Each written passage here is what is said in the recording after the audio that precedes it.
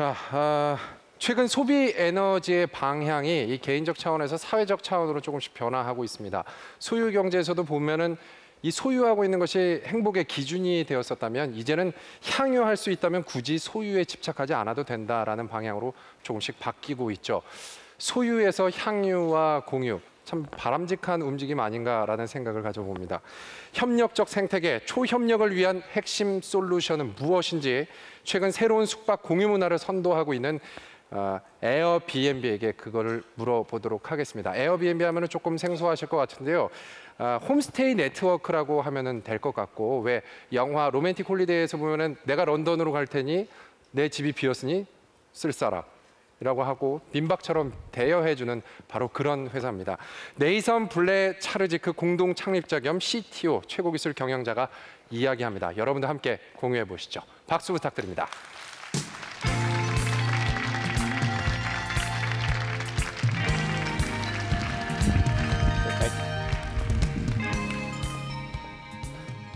안녕.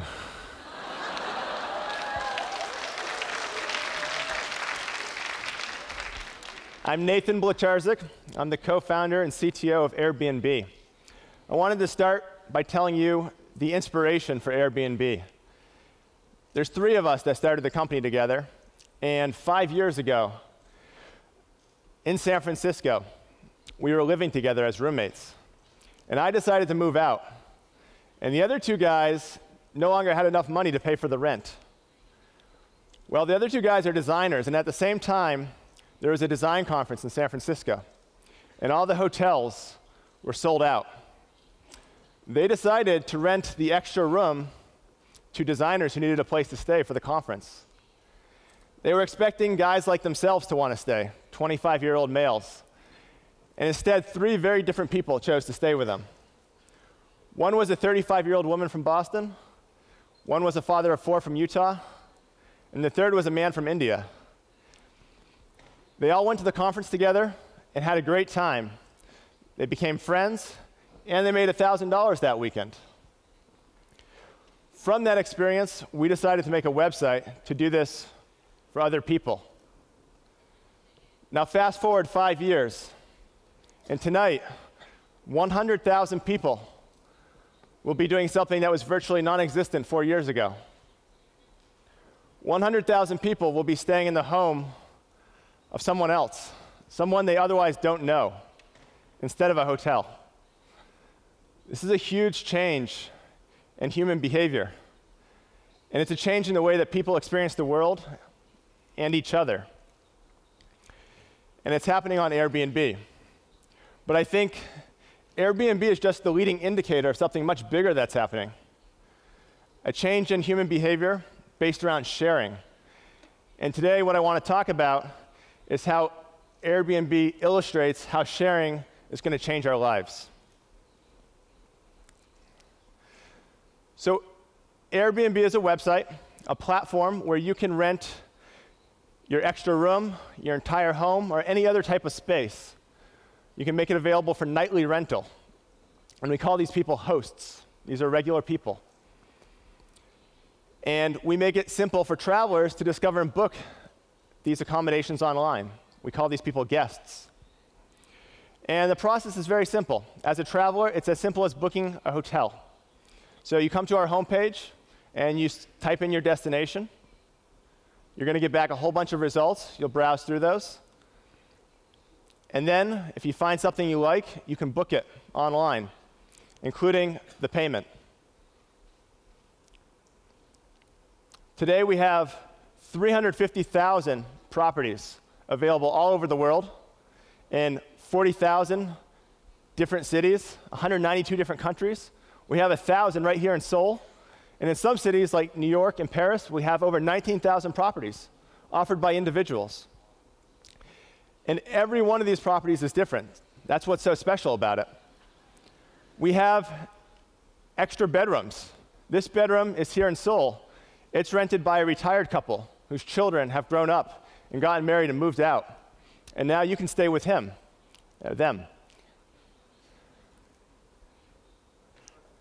We have entire homes. This is in San Francisco, a very typical, colorful home. This is great if you want some extra space for your family, privacy. This is a very special experience. Speaking of very special, we have some one-of-a-kind properties, things that you might not even know were available, but they exist in people's backyards. Tree houses are actually very popular on Airbnb. Here's a giraffe preserve you can stay on. The giraffe will serve you breakfast.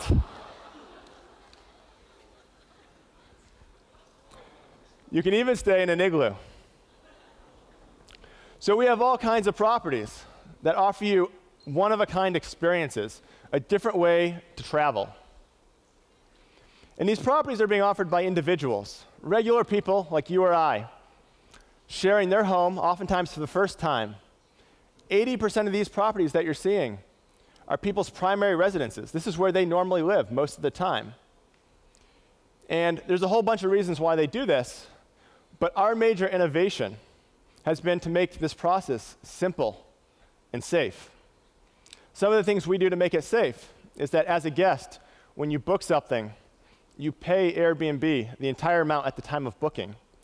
And we hold your money until after you arrive. That way, if you need to cancel or you show up and the place is not as described, there's any sort of problem, you can call our 24/7 customer support line and we can give your money back to you. So as a consumer, you know you're protected. And as a host, you know that the guest has put their credit card on file. So just like when you stay at a hotel and you give your credit card to the front desk, the hotel knows that you're not going to mess up the room, because if you do, you're going to pay for it.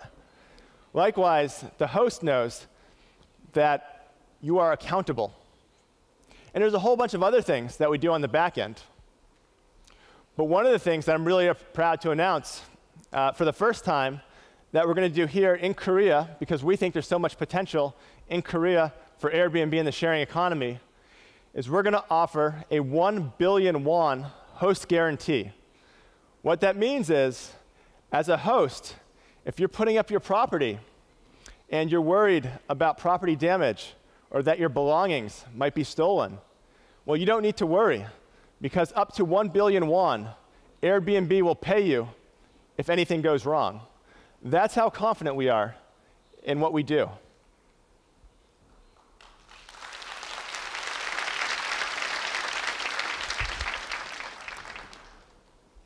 So we're having amazing impact on individuals. The most obvious impact is the financial impact. Last year, our typical host made $5,800 US by renting out their space only 42 days of the year. That means 3 days a month, and they made an extra $5,800. And they used that money to pay for important life expenses. 42% of people use that money to pay very important bills. Now, there's so much talk of the financial recession, and government is doing so much to stimulate the economy. What is a more sustainable and scalable way to stimulate the economy than this? People taking what they already have and monetizing it to provide what they need to pay their bills.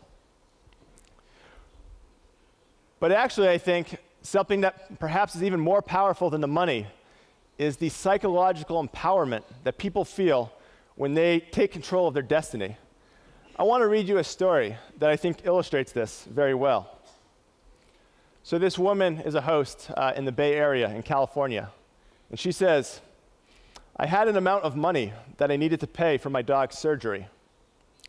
But now seeing that the income from Airbnb is mostly reliable, my target has grown. I want to expand my bakery and do different things. The extra income enables me to play a little more, explore, and try things that I otherwise might feel limited to because of lack of resources." In other words, people do this maybe with a specific goal in mind, but when they start feeling that success and the confidence they build with this extra income, they basically become micro-entrepreneurs. And they take that, and they not only apply it to Airbnb, but they apply it to other things in life too, like this woman starting her bakery. Community is also something that Airbnb fosters. Our hosts tell us that this is a way of traveling without ever leaving their homes. And there's a story, I think, that really illustrates this as well. We had a meetup in London, and one of our hosts came up to us and said, there's a word that you never use on your website. It's friendship. He says, I want to tell you a story about friendship. He said, the London riots broke out in front of my home 2 years ago, and there was massive damage to his street. Actually, a few homes burned down. And 24 hours after the riots, his mother called him to make sure he was okay. And he said, yes, Mom, I'm okay. Yes, Mom, the house is okay. But what's amazing is, in those 24 hours between the riots and when his mom called, 7 of his past Airbnb guests called him to make sure he was okay. I think that really speaks to the kinds of relationships that are being built through this interaction. Here's a story that illustrates all 3 of these concepts. Again, treehouses are very popular. But this treehouse was built for the children of these hosts. And the kids grew up, they went to university. And while at university, they went to New York, and they used Airbnb in New York. And over the holidays, they came back home. And for whatever reason, they got the idea to put the treehouse onto Airbnb. Now, fast forward 2.5 years. Over 1,100 people have stayed in the treehouse. And the parents have made over $100,000. That's crazy, this treehouse. And what's really nice is that the father, who's retired, was now motivated to pursue his contracting license, his general contracting license, so that he can build treehouses for other people, because it's been so transformative for them. There's also a huge impact that's being had on society. One is the environment. So by reusing the resources that we already have, we need to build less. Means less urban sprawl. And also, hotels are a huge consumer of energy and water and producer of waste. And by living more like a local, I think that means living more sustainably. There's also a benefit to neighborhoods that's rather unique. So in most cities, the hotels are clustered into a few neighborhoods that become very touristy. And in the case of Airbnb, our properties are spread evenly throughout most cities.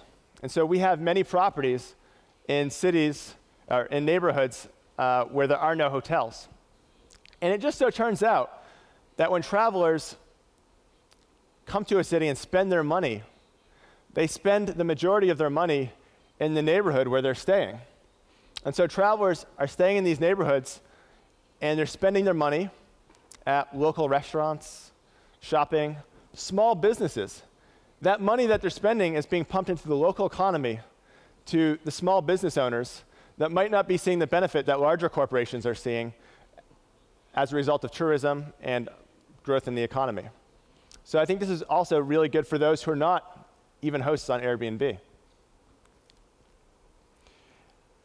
We did the survey of our users, and we asked them.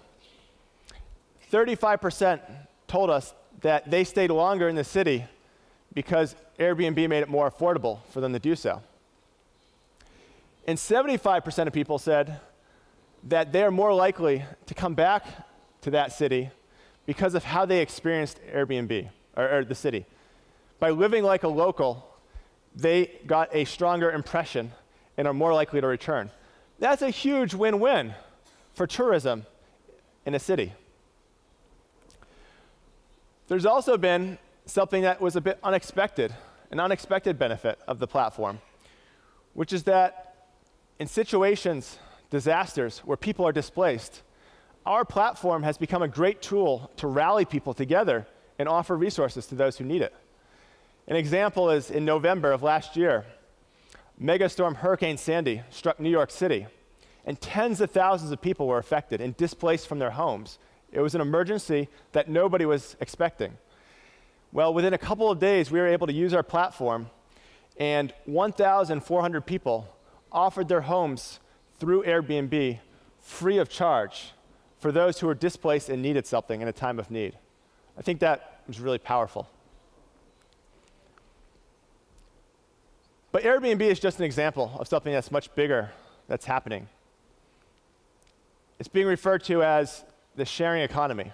The idea behind the sharing economy is that we have all these things, these assets, time that's underutilized. And now technology is making it possible to monetize those extra assets, that extra time. And so hundreds of companies have been started over the last couple of years, specializing in monetizing cars and rides, parking, tasks, using technology. And there's actually at least a dozen companies here in Korea that are doing the same thing. But I think the sharing economy represents a shift in consumer behavior. The last 50 years have been dominated by hyper-consumption, people just buying so much stuff, more stuff.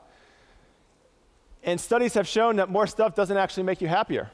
In fact, people are less happier than they were 50 years ago. And people keep buying this stuff, but they can't possibly use it all. It just sits in their garage, or they don't use it. Well, why has this happened? Well, money has been cheap, easy access to credit. And there's just been an explosion in advertising trying to convince you to spend your money. And people have desired to show their status by buying things. Individual ownership was how people showed off. But that's changing. And in the new era, we're seeing what we call collaborative consumption, which is these platforms online make it possible for people to accumulate a reputation and share knowledge, build communities, and eventually share access to these things that they've accumulated and now need to monetize in order to pay the bills. And in the future, access will trump ownership, meaning you will be able to access so many more things than you could ever afford to do. Who wants to own something that locks you into a commitment? Diversity is increasingly what is interesting to us all. And I think it's the evolution of the internet that's actually allowing this to happen, among other things that I think are really interesting. The first wave of the internet was all about e-commerce, bringing offline commerce online. The second wave of the internet was social, uploading our lives and using the internet even as our primary form of communication. And in a lot of ways, the internet has been replacing the offline world. And people have different feelings about that.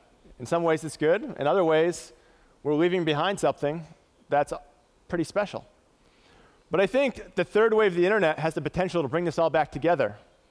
It's the integration of our online and offline lives, happening through things like mobile. There's a more seamless integration. Think of the sharing economy, using the internet to change our offline behavior and do more offline. Think of all the fitness applications like the Nike Fuel Band that you wear around your wrist, and it helps you live a healthier life. Think about Google Glass, where you wear this glasses, and you have augmented reality and gives you information. Going forward, online is going to be integrated into our offline lives, and hopefully to allow us to live richer lives. So we are in 40,000 different cities, and we have a major presence in most of the major cities. And so I'm very aware of what leaders think about the sharing economy, and there's a lot of interest. A lot of people think this is an interesting idea, but very few people have done anything about it.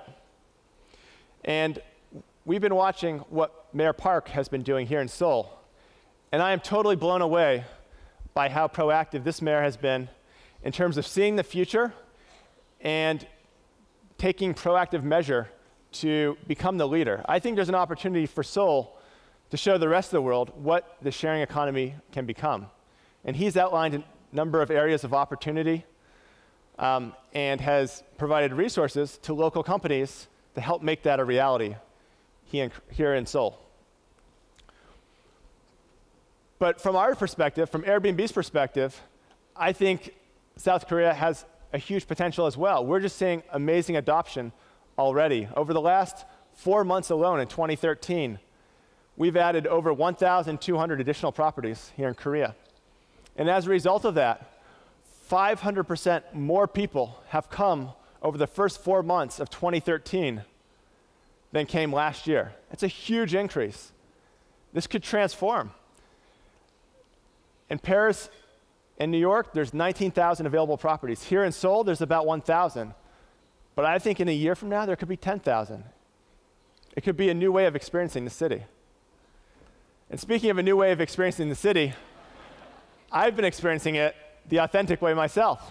So this is where I'm staying. It's a Hano, near the palace, rented through Airbnb, of course. It's awesome.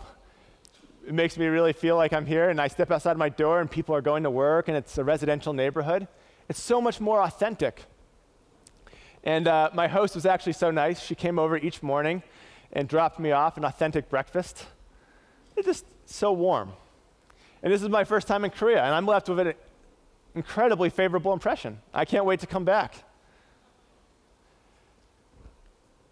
In closing, I want to leave you with one thought, which is that sharing has not only the massive value proposition, but beyond that, it's emotionally powerful and satisfying. And I think this can really change our lives in a very human way. Thank you.